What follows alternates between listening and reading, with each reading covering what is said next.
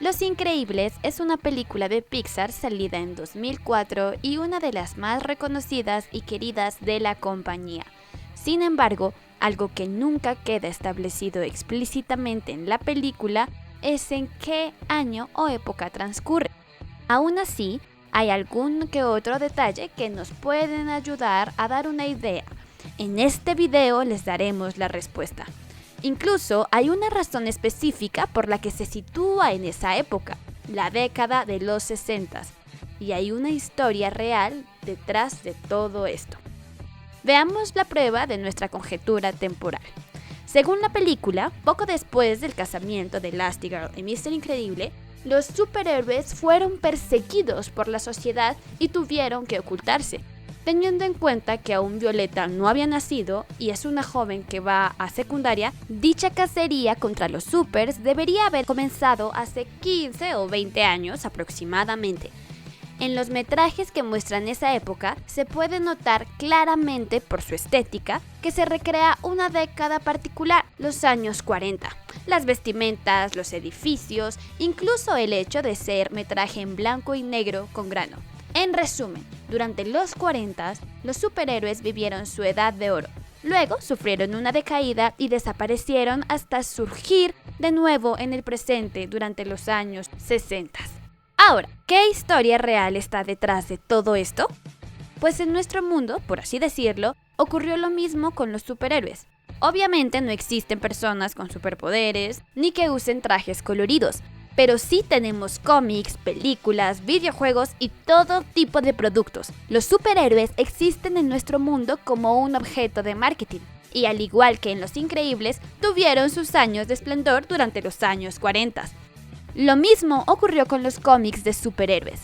De hecho, a la época que ocurre entre finales de los años 30 y mediados de los 40, se la conoce literalmente como la Golden Age, o época dorada en español. A finales de los años 40, los superhéroes empezaron a ser mal vistos y durante prácticamente toda la década de los 50 eran considerados un tema tabú. Pero, ¿qué fue lo que pasó? Empecemos por el principio. Durante los años 20, específicamente en 1929, Estados Unidos sufrió una grave crisis económica. Los años pasaron, pero costó recuperarse y la moralidad del pueblo estadounidense ya no era la misma.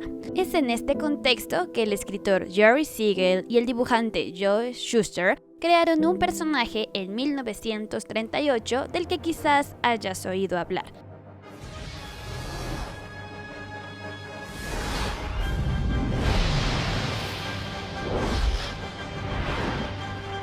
Superman, el primer superhéroe de la historia.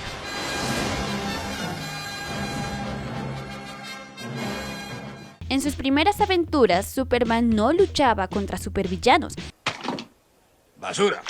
sino principalmente contra criminales comunes y corrientes. Eso incluye desde ladrones hasta empresarios corruptos. Y poco a poco, más personajes se sumaron a la nueva moda y surgieron Batman, la Mujer Maravilla, las primeras versiones de Flash, Linterna Verde, entre otros y otras. Los superhéroes se convirtieron en un refugio para los jóvenes de su época y un símbolo de esperanza no solo para ellos, sino para el público en general. En sus comienzos se enfrentaban a las amenazas del mundo real, y si bien gradualmente iban surgiendo rivales superpoderosos, todo cambió cuando comenzó la Segunda Guerra Mundial. Ahora los personajes se enfrentaban a soldados y supervillanos nazis y japoneses. Tal fue el éxito de las historias de superhéroes que incluso hasta enviaban varias a los soldados que luchaban en Europa para entretenerlos en sus viajes. Fue, como ya dijimos, una época de oro. Pero entonces, algo inevitable ocurrió. La guerra terminó, por lo que el futuro ya comenzaba a vislumbrarse más esperanzador. Por lo tanto, ya no era necesario símbolo de esperanza que alimentara sueños de los norteamericanos. Los superhéroes perdieron sentido y gracia en un mundo que ya no los necesitaba. Para empeorar las cosas, entra en escena Frederick Wertham, el supervillano de esta historia. Wertham era un psicólogo alemán radicado en Estados Unidos que estudiaba los comportamientos de asesinos y criminales peligrosos, así como las razones de sus conductas violentas. Como un factor entre los criminales jóvenes era que leían historietas, asumió que estas eran nocivas para el público adolescente, infantil y juvenil. Cabe mencionar que no solo había historietas de superhéroes, sino también de terror, western, bélicas y hasta románticas. It is my opinion, without any reasonable doubt and without any reservation, that comic books are an important contributing factor in many cases of juvenile delinquency. Friedrich publicó un libro llamado La seducción del inocente. En su obra, elabora un estudio argumentando su punto de vista. La influencia de los cómics en la mentalidad de los lectores era negativa, lo que hizo que el gobierno y la sociedad tomaran cartas en el asunto y crearan una regulación de contenido para historietas. El CSA, o Comic Code Authority, el organismo encargado de supervisar las historias que se publicaban en los cómics. Las historietas comenzaron a ser mal vistas, como si fueran una droga ilegal, y solamente 3 superhéroes siguieron publicando sus aventuras durante estos fatídicos años: Superman, la Mujer Maravilla y Batman.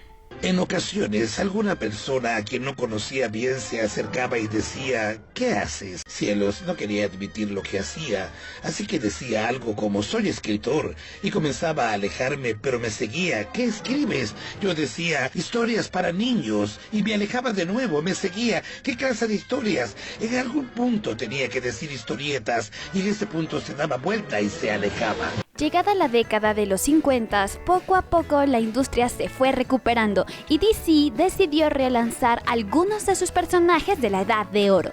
El primero de ellos fue Flash, quien ahora era literalmente otro personaje con otra historia de origen, otro nombre, otros personajes secundarios, etc. Su debut fue en 1956 y es considerado por algunos como el comienzo de la Edad de Plata de los cómics.